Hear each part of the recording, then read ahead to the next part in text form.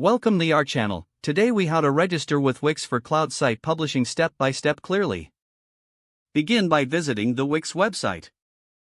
Look for the sign up button located at the top right corner of the homepage. Click on the sign up button. You will be presented with an option to create an account using your email, Google, or Facebook.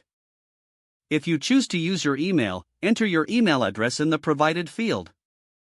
Next, create a secure password for your account. Once your email and password are entered, click on Sign Up. You may be asked to confirm your email address. Check your email inbox for a confirmation message from Wix. Click the link in the email to verify your account. After verifying, return to the Wix homepage. Log in using your email and password. Once logged in, you will see options to create a new site. Click on the Create New Site button. Follow the on-screen prompts to choose the type of site you want to create. Wix will guide you through various templates. Pick one that suits your needs.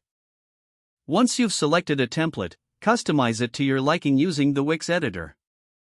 After finalizing your design, click on the Publish button at the top right corner.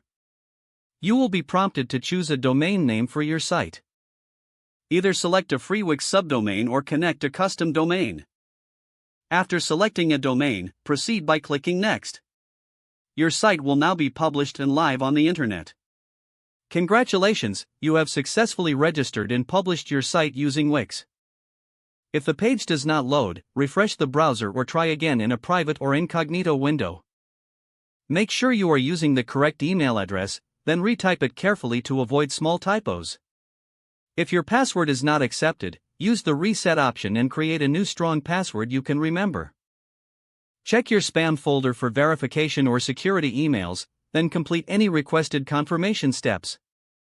Enable two-factor authentication if available to improve account security and reduce unauthorized access risk. After signing in, review your profile details so your contact information and settings are accurate and current.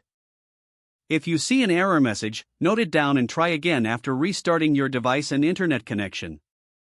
Don't forget to like this video and subscribe to our channel for more step-by-step tech guides.